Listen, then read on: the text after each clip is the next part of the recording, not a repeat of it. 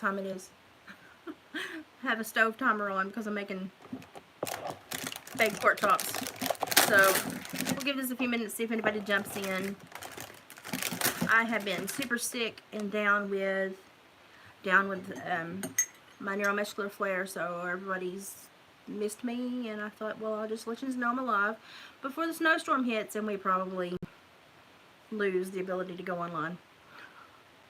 Gotta love living in Podunk. Decided to make me a spot of tea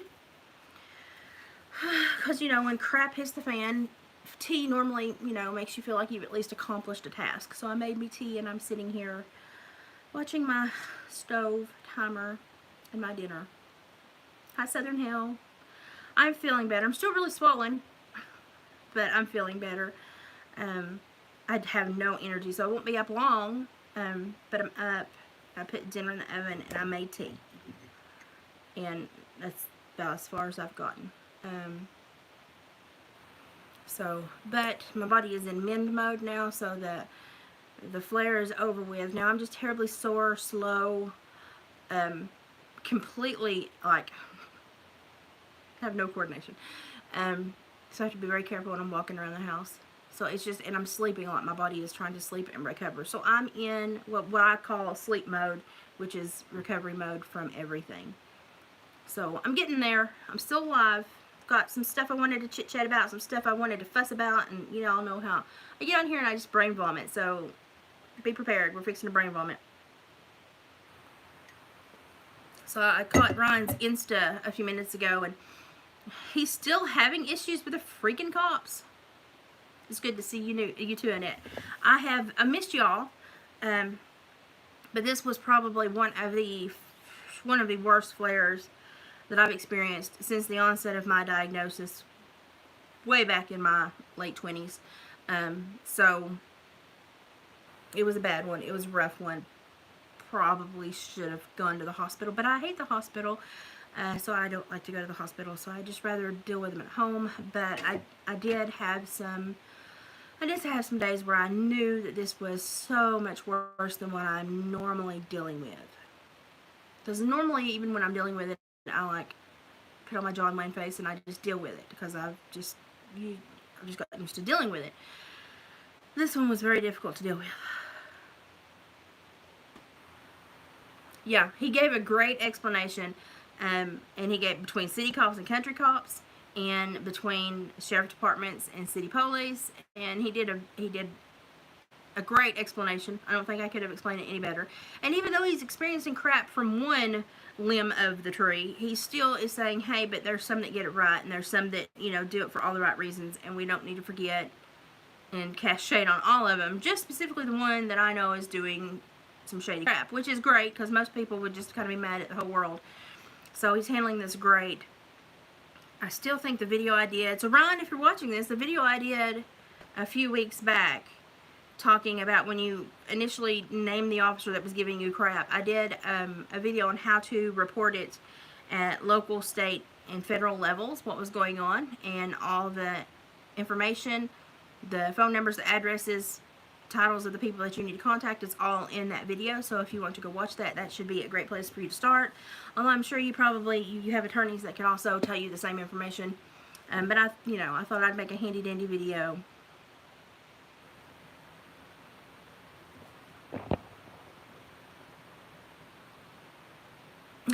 Priscilla, where are you running to now? I thought I'd hop on for a few minutes while dinner was in the stove, because I can sit here and watch the stove.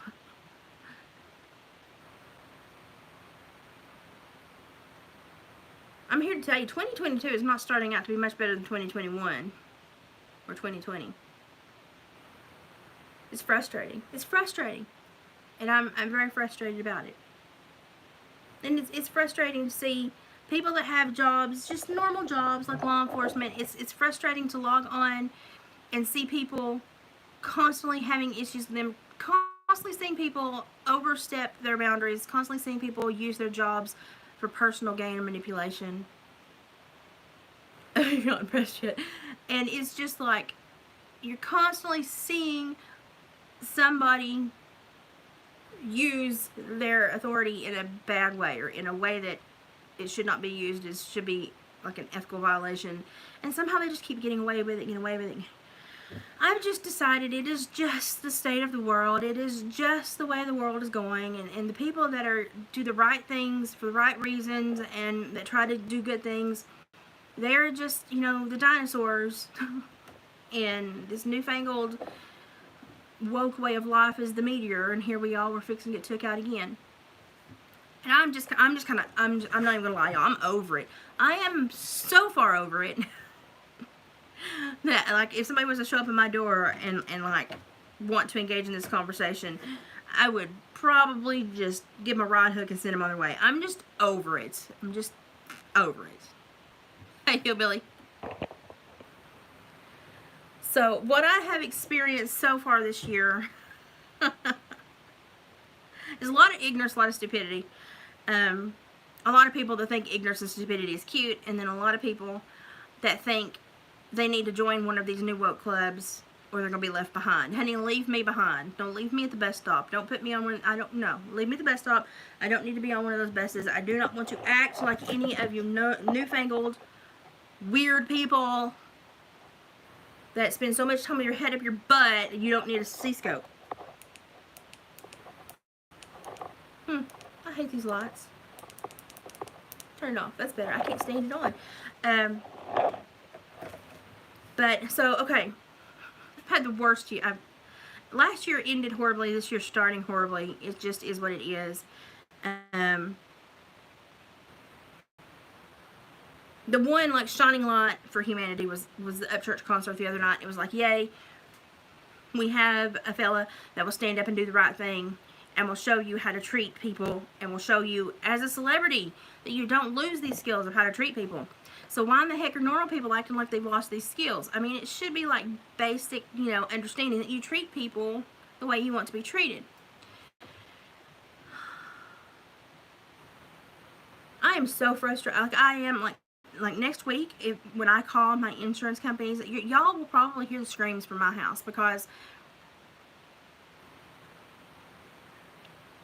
people put in positions of authority that are supposed to handle these things and look out for the little guy are not looking out for the little guy. So, like, where my husband works, they changed insurance companies last year. He was given basically no paperwork, had to do it on the computer at the factory, and was not given a lot of background, but was basically said it will not change anything how this works. We just had to go with a different named company, and you'll be fine. And it was with the same overhanging, like the same major corporation, but a different, like, part of them.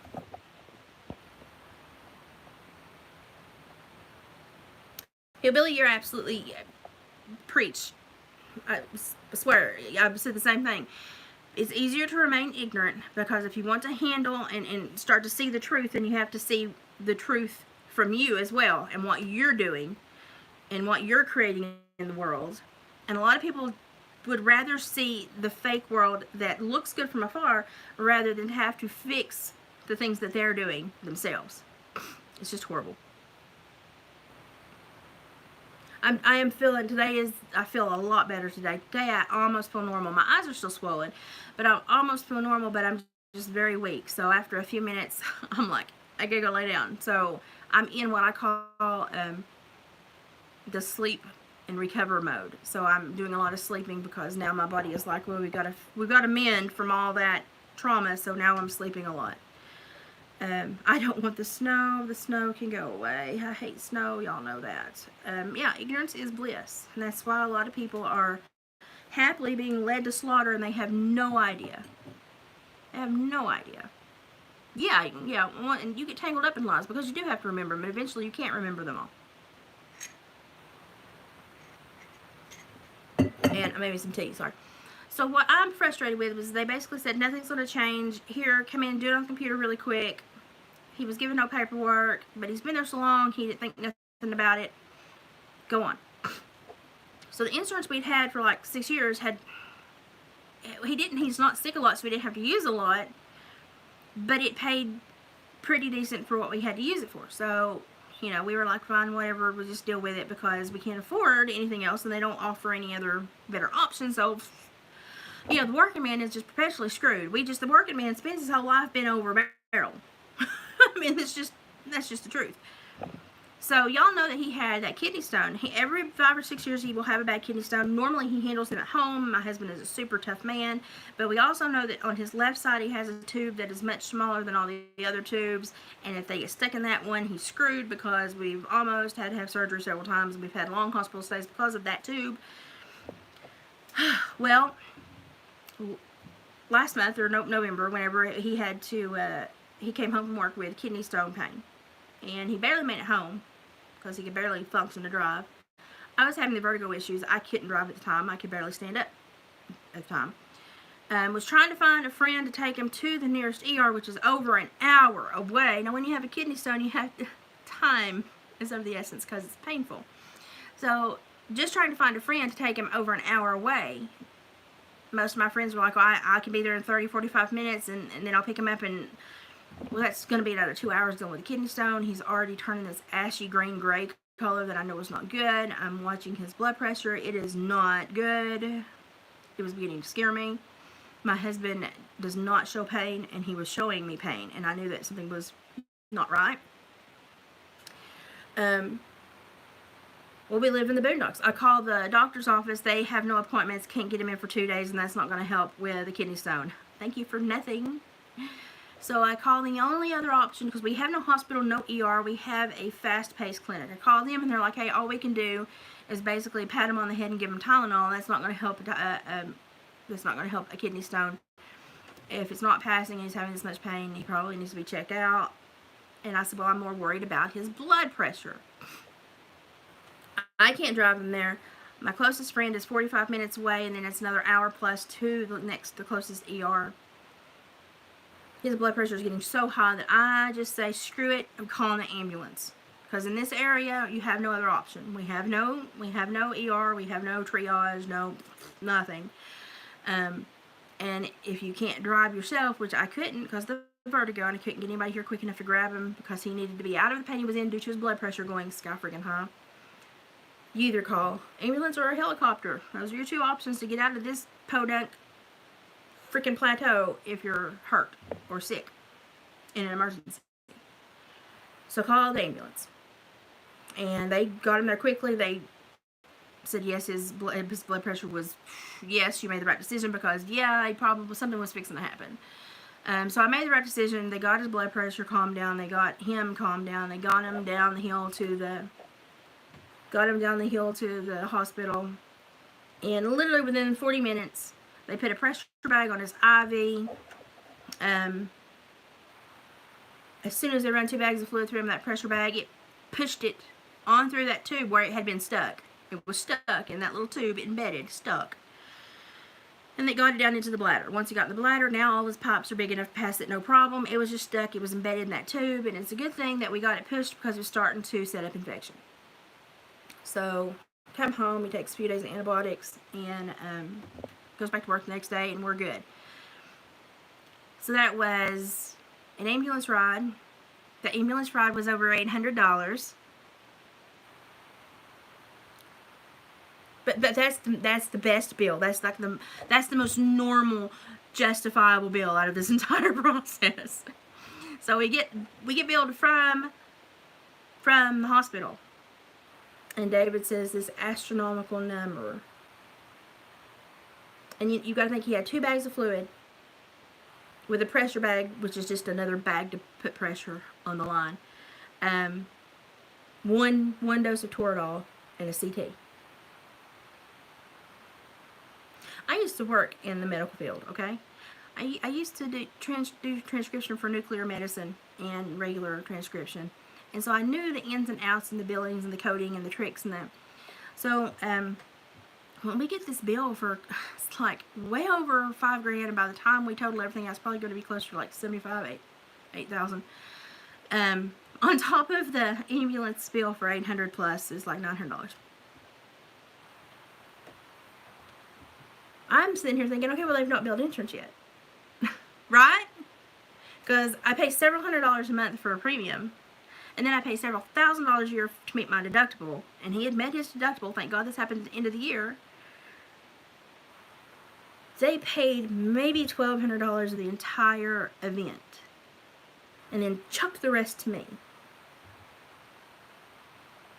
And I'm like, I'm sorry, I'm bled out from the $12K that I have to pay out of pocket just to have this. I'm sorry. I mean, I was looking at $1,800 to maybe $2,100 was what I was feasibly thinking was going to be left over for me to pay. You know, rather than my husband's stroke out or have a heart attack, that's fine, I'll pay it. I got billed for 2 bags of fluid, a Toradol injection, and 1 CT. I got billed more money than I owe anybody altogether. Like I'm like, we barely have any debt at all.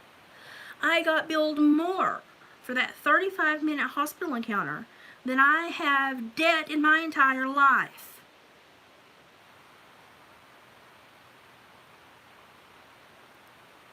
Tell me how that happens. And so I'm like, are you sure that everyone has billed and everyone has been paid? Because I know that all the you know, radiology bills separate, and then you've got the nurses, the doctor bill separate from the hospital, and then if, you know, even if you put an O2 mask on them, then you get respiratory, you get, and I was like, I said, everybody billed, because I'm not touching this until everybody's billed, because if I touch it before, then you're just going to say, oh, but now you're on the line for the whole thing. I know how this works. No. So then we start digging and we start asking questions, and the new owners that just bought the company that my husband works for is like, yeah, no, the insurance really sucks, and I don't think that they actually went with the company that they told you they were going to go with, because we found out they don't pay anything either, and we're actually going to fix that next year. We're going to get a better insurance option in here for y'all, because we know to have good workers we need good benefits. But yeah, the insurance y'all have right now pays nothing, basically. I would have been better to have put that $12,000 in my back pocket and just paid cash, because I probably would have only been billed $2,500 max if I'd walked in as a cash payment person. But because I had insurance, they billed to the absolute max they could bill insurance. And then whatever's not paid, they throw to me. Tell me I have to finish it. But if I'd walked in and said I'm cash only, then it would have shrunk substantially, and I would have got a great deal and probably paid $2,500 max for the entire visit. So I'm frustrated. So, you know, the ambulance ride, it is what it is. It was an hour ambulance ride. Whatever. $800. Whatever. Insurance will not pay any of it. So, whatever. You know, screw it.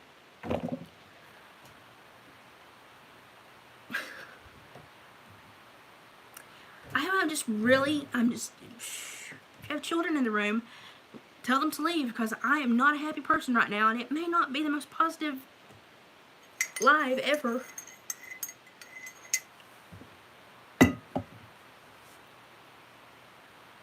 So I'm talking to friends in New York, friends in New Jersey, and they're like, oh, well, we can get a cab ride to the hospital for $20. We're always 15 minutes from a hospital. We're always 15, 20 minutes away from a hospital. We can always get a taxi, or we can get public transportation. We don't have those options here. We have none of those options here. We have nothing. We have nothing. Everything is for like the people that don't work or won't work. They get phones and everything. But people that do work and pay for everything, they get trapped in this little world where you can't climb any higher because you're paying everything. But people down here get bonuses because they're poor, and people up here get leverage because they're rich, and then we're trapped right here, and it sucks. Because we're the class of people that's working our butts off, paying all our bills, trying to have as little debt as possible.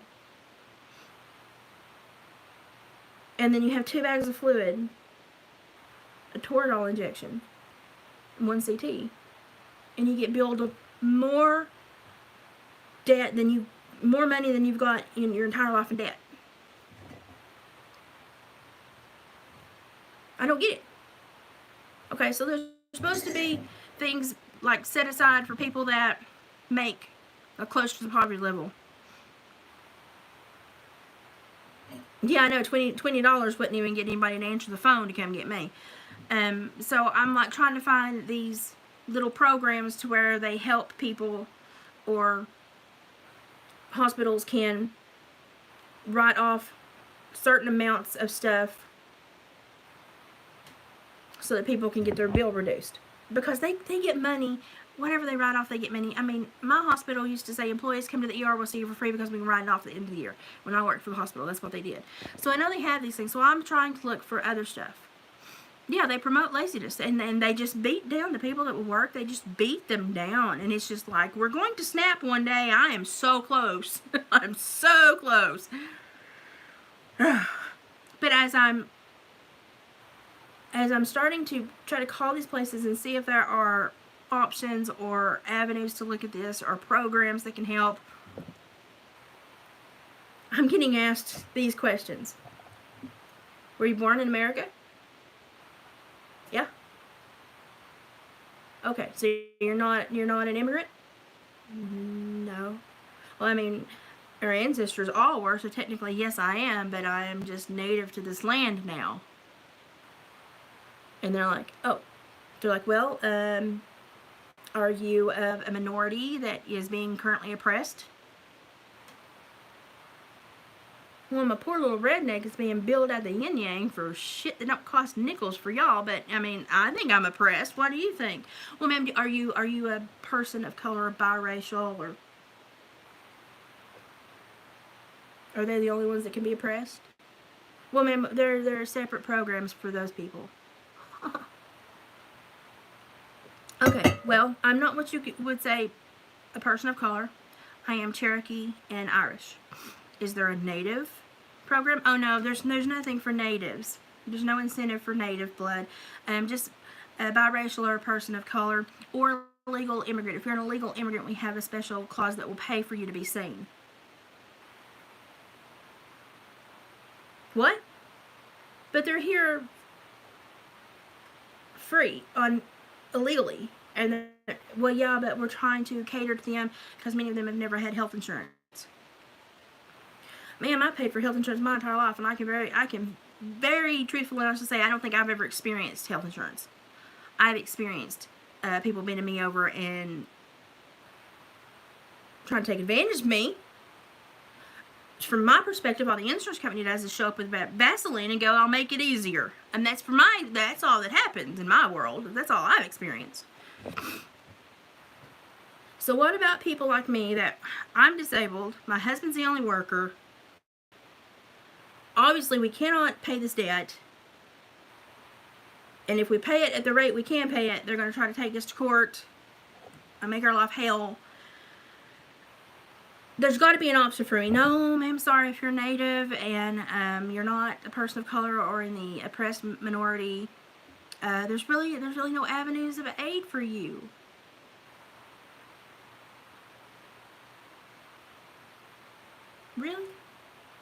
Really, but you know, like if I had grown up in you know, the backwood ghettos and been a different color and had 5,000 criminal issues and never been a positive member of society and never paid my bills and never attempted to get insurance for me nor my children and never worked, I could get aid. I could get food. I could get insurance for free. I could get a phone for free. The fuck, United States? What are we doing? And you send how much money over there to the Pakistani people for gender studies? Really? Where women are stoned? Really? How about you help your poor little people in Appalachia that you've used as poster boys and girls your whole freaking life? How about instead of just making us look like sorry pieces of shit, you say, hey, but these are hard-nosed people. They got backbones. They work. They don't ask for a lot. We keep pushing these things into their area and saying we're helping them, but really we're not helping them. We're helping people in their area that live with them but don't look like them. We don't help them. But people that live in the area that don't look like them, that go there for all the benefit programs, that's why Appalachia's booming, and that's why we've got a lot of people, and that's why we send money to Appalachia. But we don't help people like her. People that are that color, that work, that have tried to do their best, pay their bills, carry very little debt. Well, we don't help people like that.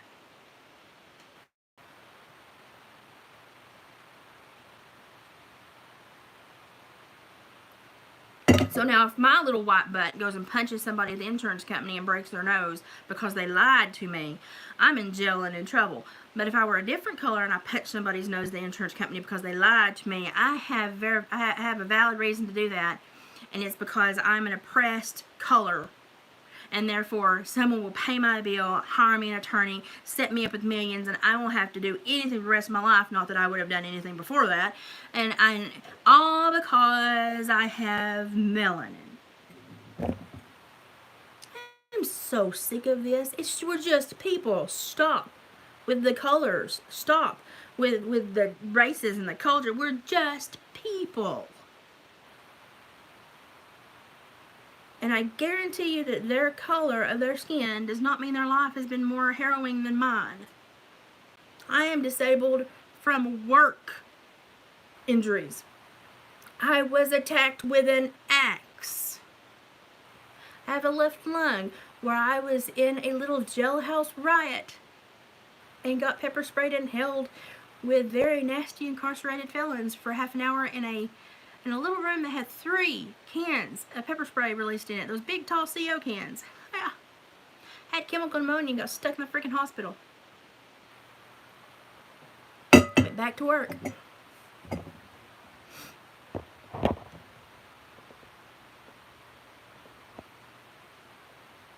You'll be the soapbox jury. I'm really getting irritated. I'm really getting irritated. So these people at this factory that don't get the insurance. Here's what I found out they do. If they don't buy the insurance and they get into like a car accident, they just call and quit their job. And then they tell the hospital that they don't have insurance and they have no avenue to obtain insurance. The hospital doesn't know that they just called and quit their job. So had they asked them, yes, I was employed, but I quit it because I knew if I quit my job and I came here without a job, that I get on these payment programs to where it will basically be paid for me or offset because I am living in poverty. Well, everybody here is living in poverty. Just look around you, bud. But they know how to manipulate this. But somebody that just does try to do the right thing, and like for me, if David's working and he has the option to have insurance, he must pay insurance, and by law, his insurance that he pays for must be my primary insurance. Primary. And then I pay for my secondary through my Medicare. I pay for my secondary through my Medicare. I pay for it. And then I have another hanging just in case something ever happens to David's job, so that, because you always have to have a secondary or I'm screwed, because I know that with the Medicare setup. So I have a third one hanging that should something ever happen to David's job will flip-flop and still keep me with 2 so that my health needs can be met without huge bills coming in, because my health is crap. And I have to know how to do all this or we will never get out of debt. But what you don't anticipate is they tell you, like when I first called and I got on Medicare, I said, can I not just get Medicare and then pay for this secondary? No, because your husband's working. Well, that's my husband. It's not me. Well, yes, but if he's working and has access to insurance, he must provide your insurance.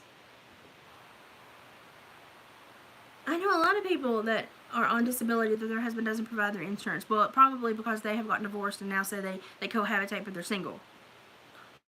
I'm not going to do that. I'm not going to do that.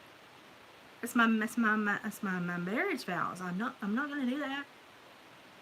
Well, if you were to do that, then you would not be under that law and you would be completely paid for.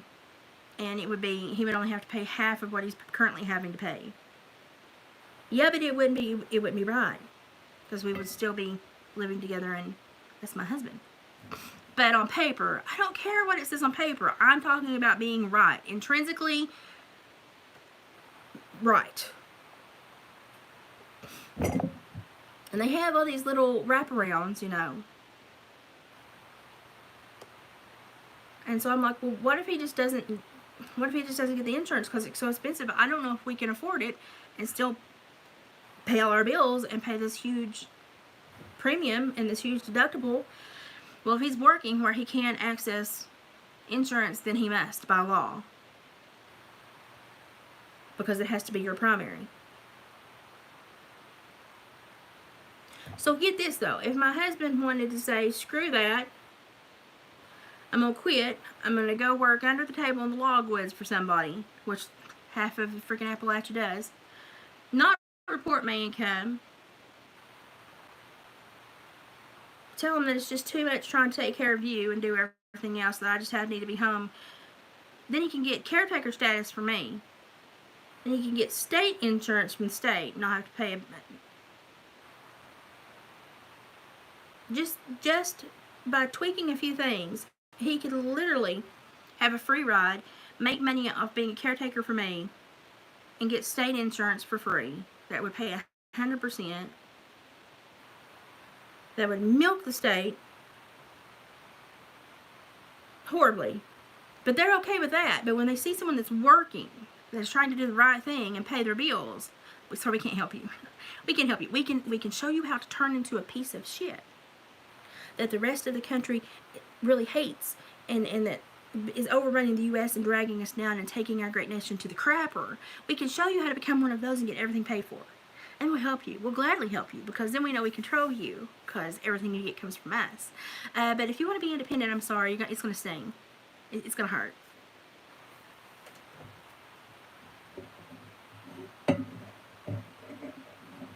I'm just call shit all the way around on that one. Shit. I've got neighbors that have never worked a goddamn day in their life. Never. She had 11 kids. 10 of them were taken by the state. Guess who has more free cash flow in their pocket every month between me and her? It would be her. It would be her.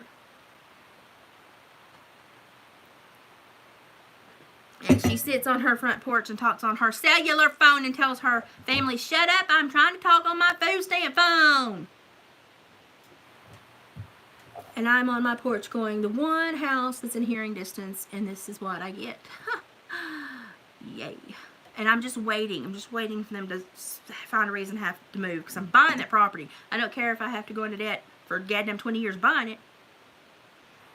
Yeah, like right now, I looked at my husband, I was like, if you were just going to quit your job and say, screw you, and walk away, and either not work, try to get caretaker status over me, or just do enough around the house to pay under the cash for logs and stuff, I said, like all other pieces of shit that are running our nation into the ground. I said, then you would not have a bill, I would not have a bill, we would have free phones, free food, free, nothing would cost us anything, and you know, the government would look at us and go, well, now listen, you're not helping us, but you're kind of helping us, so it's okay. And, you know, but I can't do that. I can't, I'm sorry, it's just not within me to be a piece of shit.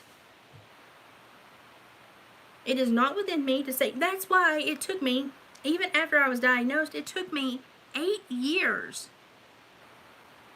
before I let my doctor finally talk me into being disabled, because I wanted to work. I didn't go to school for 6 years for nothing. I wanted to work.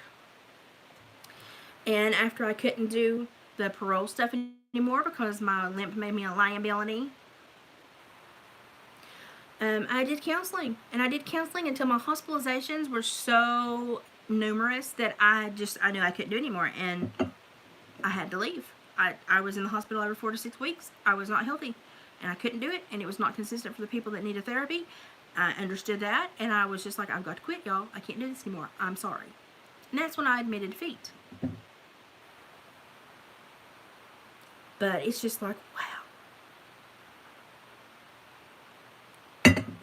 So I sent a horrible message to both my children this morning. I said, why didn't any of y'all marry some kind of illegal person of color?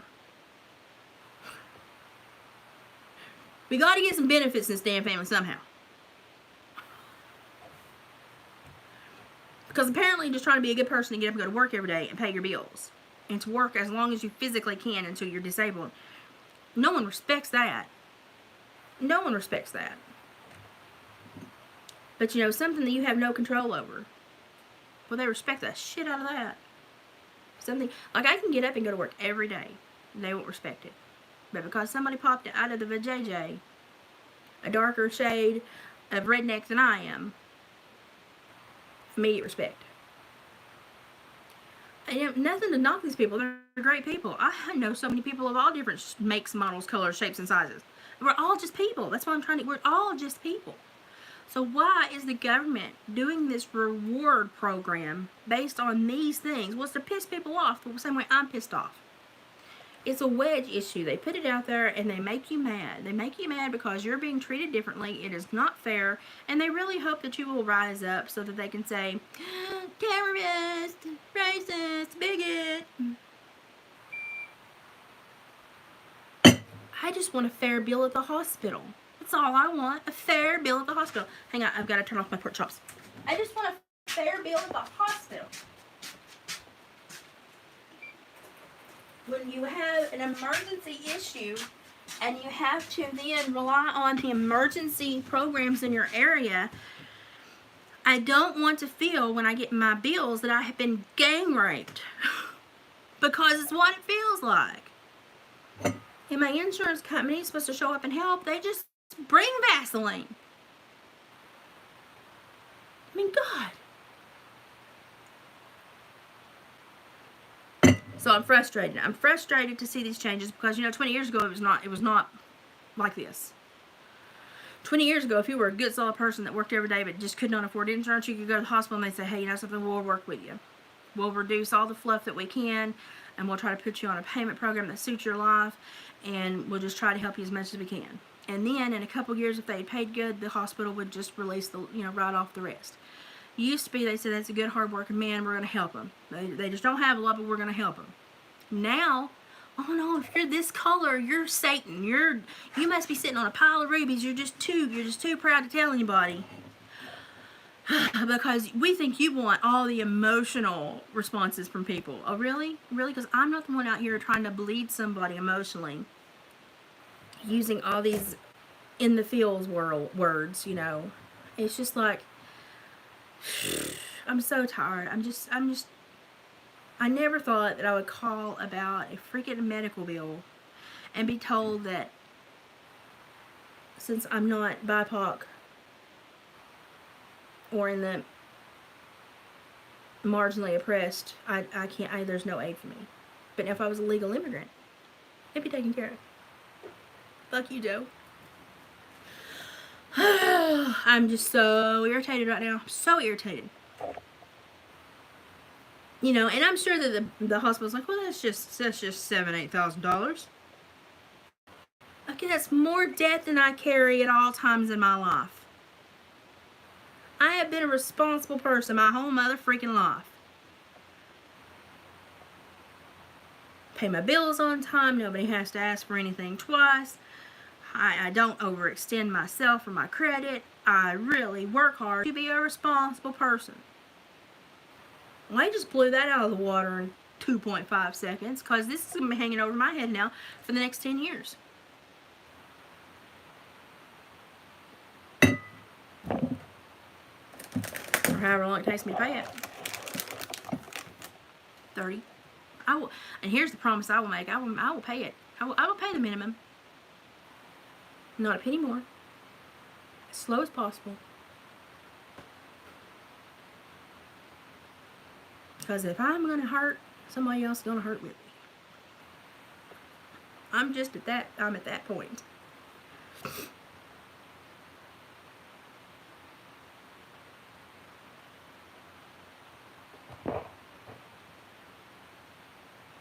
I was able with the Creon, which is the medicine for my pancreas that's like $800-900 a month sometimes.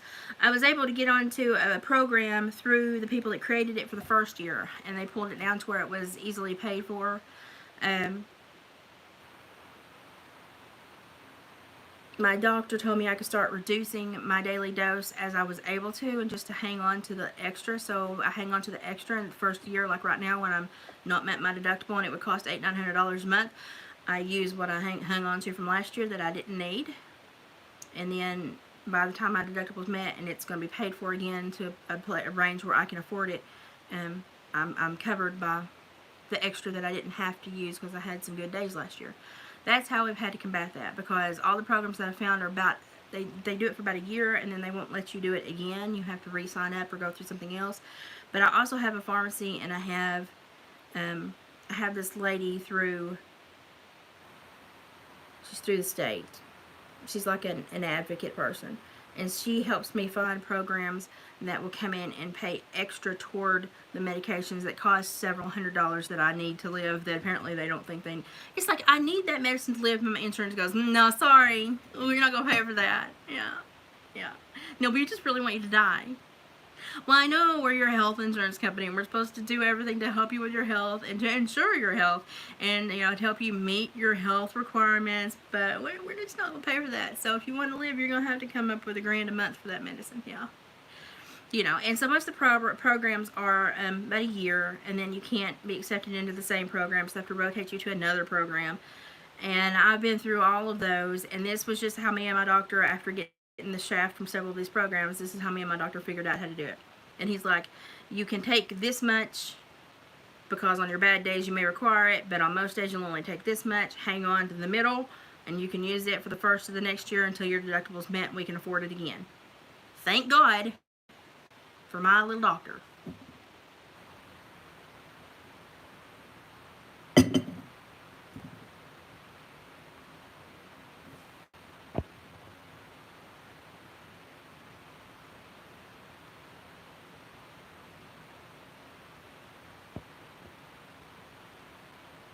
Wow. Does anybody else feel like if you try to be a good, solid person in today's society, they just do everything they can to provoke you to violence? I know why they do. Like, I see it. I see the setup. I'm like, oh, you want me to be pissed? I am pissed. I'm very pissed. I'm going to talk about it. But, like, you want me to take action to do something stupid so that you have another headline to substantiate that white people are crazy. Well, we're not crazy. We're just being bled out from so many little knife jabs. It's like death by 1,000 cuts. I'm just so over it. I'm just so over it. So over it. And so my husband doesn't want to leave this company because the company's been really good. He's been there for years and years and years. And because if these vax mandates don't hold up and they try to push them through again, he's already talked with them, and he's like, look, that was not on my, an issue upon my hire date. It was not in the contract upon my hire date, and you can't now put it in the contract that it is part of me working here because my contract was back all those years ago. And we basically know that they're like, we'll uphold that. We won't force it. Legally we can't. We know if you take that and go to court with it, we're screwed. So we're not going to force it. And they've been really good to say we're not going to force that issue because most of us that have been here for that long, we know we can't win the court debate. So we're not even going to force it. So, we're going to stand with you and not push this. So he wants to stay there because he's got a little bit of comfort knowing that. If he was to go start somewhere else, God knows what they would try to push upon him or make a condition of hire. And so he wants to stay there. He likes the job. He's good at the job. The people that now have bought the place seem to be wanting to do better with it and to be better to the employees. Thank God. About freaking time. So, he doesn't want to upset his life that is, he's been there for a long time and doing really well. I mean, does it pay every bill? No, but it's good, consistent money, and it's close to home, and it's less hard on his body than, when he was clearing the land and logging and doing all that. So for us, it's a win. But it's too scary to start over in this world's climate when you don't know what they're going to try to make a condition of your hire. And because his Lyme disease that he had a couple years ago, yes, my husband went through Lyme disease. So, yeah, he could legit be disabled too, but he wants to work.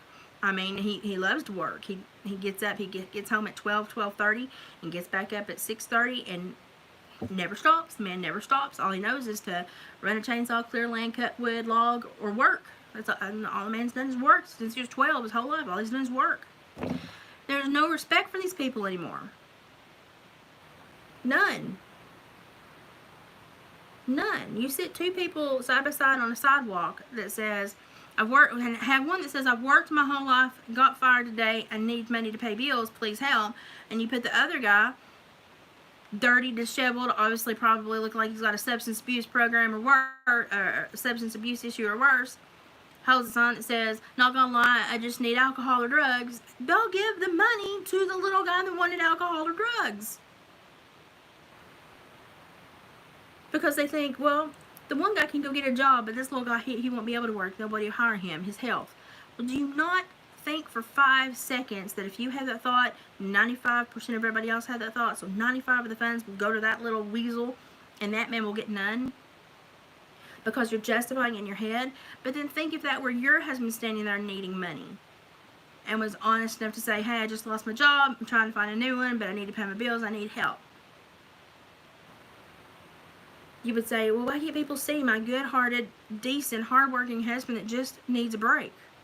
They don't see him because they've been indoctrinated to feel compassion only for a specific sect of the population. And that percentage of the population are the marginally oppressed, or the people that have diseases that are based on choices, I might add. It's not a disease if there's a choice to start it.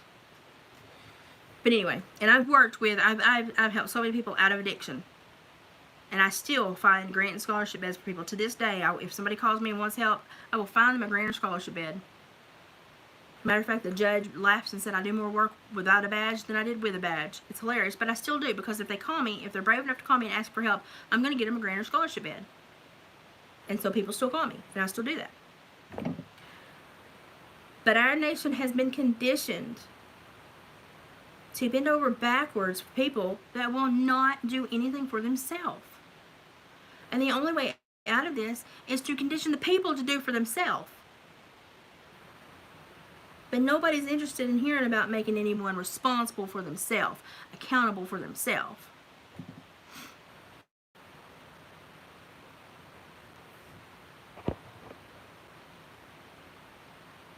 Yeah, Annette, the first year I was on a really great program, and it was about $40 a month. And I was very happy about it. They did not tell me until the 10th month that it would stop the 12th month, and I was not able to do 2 consecutive years. Seems like they should have told you that immediately up front, but they did not. Yeah, let's do a stat game. I get so frustrated when watching TV. Like those little girls at the University of Arizona that they're just little trolls. They're little real life trolls that just walk through the campus to find white people sitting in remotely ostracized placements so they can approach them and belittle them, berate them, and say that they're making them feel unsafe. Well, you wouldn't have felt unsafe if you had not engaged with them. Leave people alone. But those little girls at the University of Arizona that said those boys that had gone to the Multicultural Center should not have been there because they were not multicultural. It's not like, white is not like the crayon, like the color, absence of everything. No, that's the crayon makeup. This is just a skin tone. And we all still have histories and ancestors and people and heritages and cultures. It's not the absence of, like the crayon. And I don't understand, I don't know. Anyway, they threw this big fit, and one of these boys removed because, and they made a video about it. They were making us feel unsafe because one had on a Bass Pro hat, one had on a Police Lives Matter sticker on his laptop, which he had angled toward the table that had the most BIPOC people in the room at it. I don't always think about where I twist my laptop to when I sit down. It's just the sun's not coming in and where I get the best and no glare on the screen. But she knew they were racist because they had a Bass Pro hat on. And I'm like, wow, Bass Pro. Wow. Wow. I knew he liked to drive fast because he had on an Earnhardt hat. Okay, going to the bank.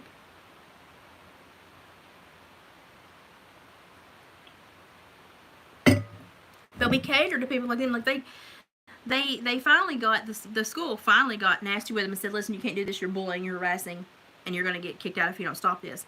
But their educations, come to find out, are being paid for by programs that send marginally oppressed people to school. They don't look marginally oppressed. They look marginally hypocritical because they go there and they're supposed to be getting this great advantage, and all they want to do is take everyone else's opportunities away.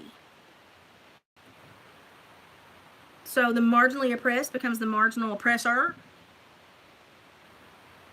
I'm telling you, it's all about a pendulum swing.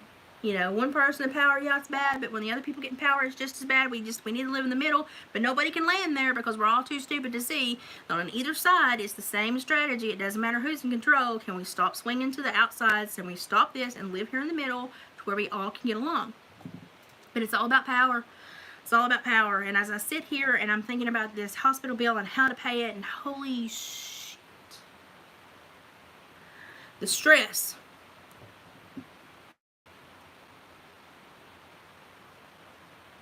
I can't help but think, had even one of my parents been a quarter of something darker than what I am, I would not be having this problem. And that's not a good feeling. That's not a good feeling. Because that means, that tells me that everything I've worked for in my life, my name, to keep my name good and honest, to work hard at my job, to do well at my job, to be respected in the careers that I had, and to work as long as I could before admitting defeat. None of that mattered.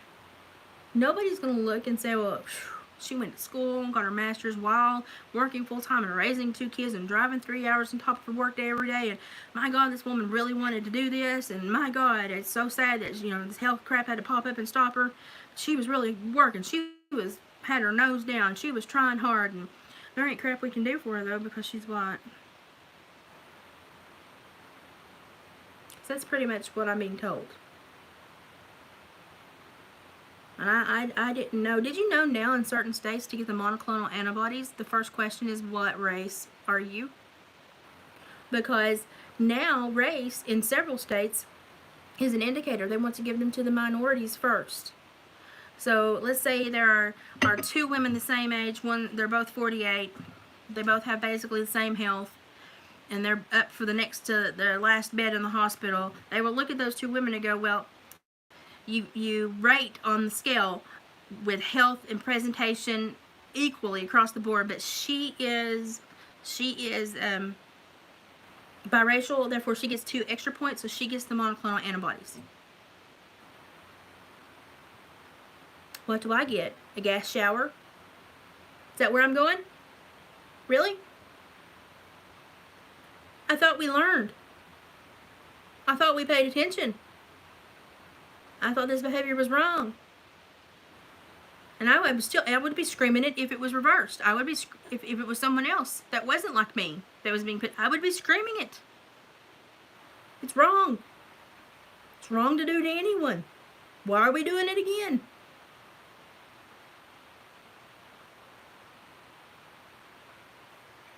Apparently we don't learn.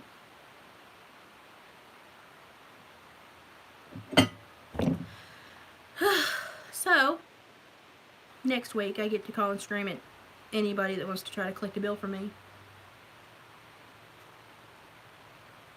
And honestly, I may just be a Dilbert and tell him to take me to court, because I would love to argue this in front of a judge. I would love to have requested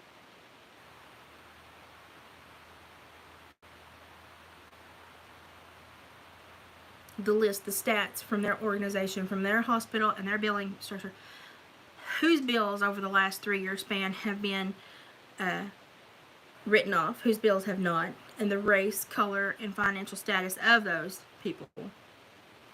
Because it's all in their statistics. It can be subpoenaed. Would it help if I pushed them to take me to court to show that I'm not being asked to just pay a bill because of insurance. I'm being asked to pay a bill, but I'm being retracted from other options to help me pay that bill, because those options are now only viable options for the marginally oppressed or BIPOC people of color. So do I push them to say take me to court? Take me to court. So I don't know how to handle this. I just know I'm really irritated.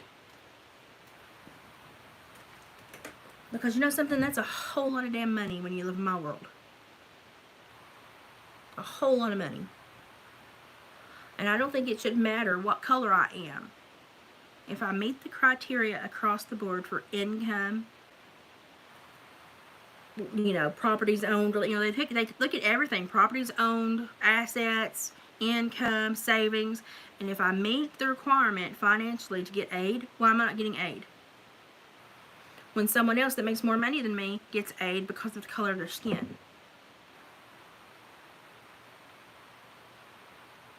But then people go, well, you're racist if you say that. Really? Turn it around and you're racist if you do it to me. Here's somebody. I think my son is here. Is that you?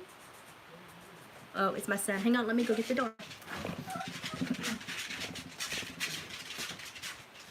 Hang on, I'm online. I'll have to get off on here. Okay, so Lane Allen has stopped by for a visit. Lane Allen, I don't like that. That means I'm in trouble. He says he doesn't like it when I use both names because it means he's in trouble. Lane has stopped by for a visit. Oscar's very happy, so I'm going to visit with my son for a minute. But I just wanted to go in here and barf. I wanted to say thank you to Upchurch for clarifying the police issue and being so positive and appropriate, even though they're not being either to him. The boy is a gem. Everybody follow this boy, support this young man. He is a gem. And yeah, let me know your issues with your insurance companies. I want to know your issues with your insurance companies, the issues you're seeing where race is being a factor. It's being factored in now on how you're determined for loan repayments, for loan disbursements, for medical care, for the monoclonal antibodies. Look, research it. Don't trust me. Research it. Look it up, and you'll see I'm telling you the truth. Why are we allowing this to go this way? And how the heck does 2 bags of fluid, a Toradol injection, and a CT cost over $7,000? And why, when I have insurance and pay $12,000 a year to use that insurance between premiums and meeting the deductible, am I being given 99% of that debt? Literally, I must pay for my insurance for them to show up with Vaseline and say, we'll make it feel better.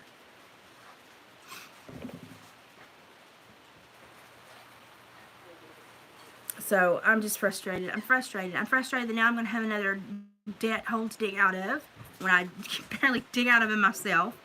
If you know anybody that wants to purchase Dave's pelts, please send them my way. Email me at watersworkload@gmail.com or go to the Hillbilly Heart Decor on Etsy. Buy some fur. Do something to help us pay this goddamn bill. Because I'm here today. But I'm going to fight. I'm not going to go down without fighting. They're going to put everything that I say on a transcript. They're going to record every phone call. Then I'm going to download some knowledge on them. And I'm going to let them know why I'm pissed, how pissed I am, and how they can effectively reverse me being pissed by doing the right thing. But I'm not about to let this go without a fight.